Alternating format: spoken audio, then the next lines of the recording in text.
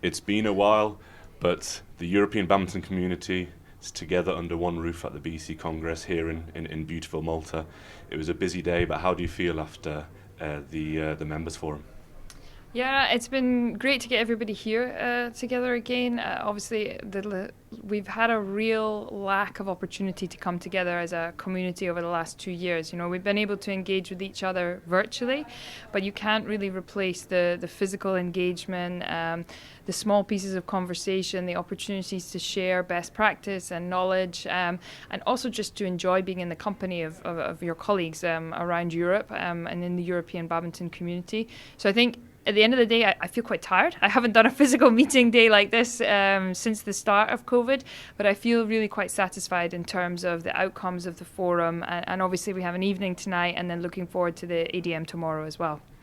And there's been some great exchanging of new ideas, coming together of minds, brainstorming workshops, and also listening to some brilliant speakers. Why is it important to meet like this?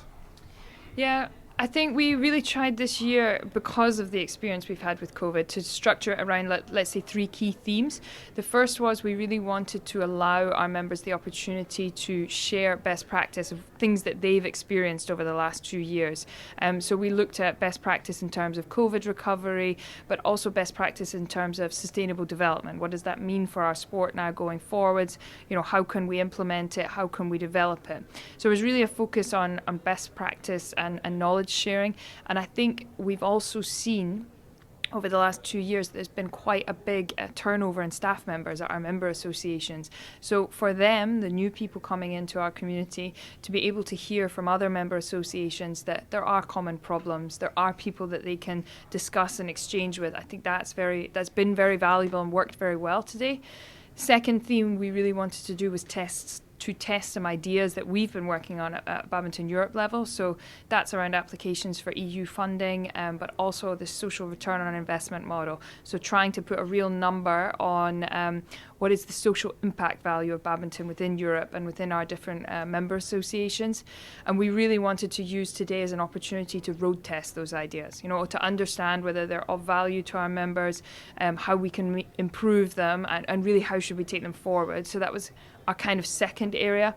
And the third is something we've touched on already, which was really about providing enough opportunities for our members to network, to meet the new people, to exchange with people they've not seen in 2 years, and really to build that cohesion again between the different member associations. Of course, we all have the common goal to develop and grow our sport in Europe, but also worldwide. After today, what's your view on the future of badminton? Great question.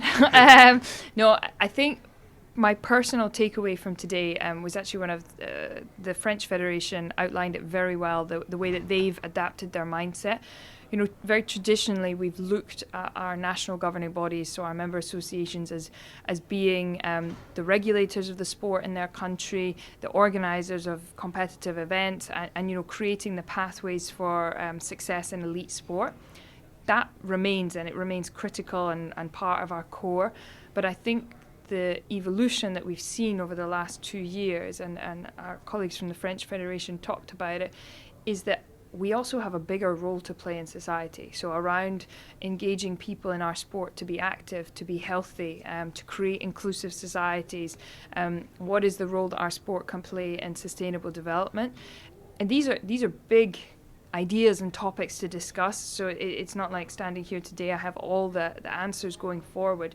But I think we, as badminton and our member associations, have a bigger role to play there. And I think that will unlock some very interesting opportunities for us going forwards that will allow us to essentially grow that base of the pyramid. So in terms of increasing the numbers of casual and recreational players, which will hopefully obviously be advantageous in terms of fan base, in terms of commercialization, and ultimately, hopefully, in terms of raising the level of European players going forwards. The weekend is not over. Tomorrow we have the annual delegates meeting, and in the evening a chance to celebrate the great successes in 2021 with the Gala Awards. What are you particularly looking forward to tomorrow?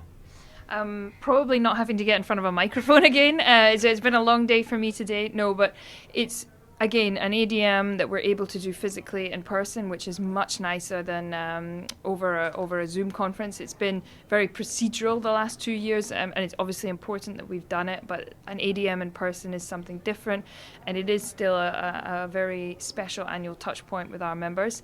The Gala Awards evening is obviously something we've really enjoyed putting together.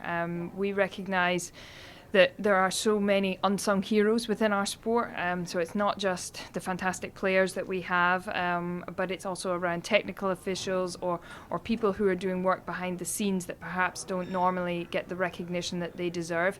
And I think the Gala Awards evening is a fantastic opportunity to recognise those people and to say thank you from the badminton community back to them. Fantastic. Thank you very much. All the very best.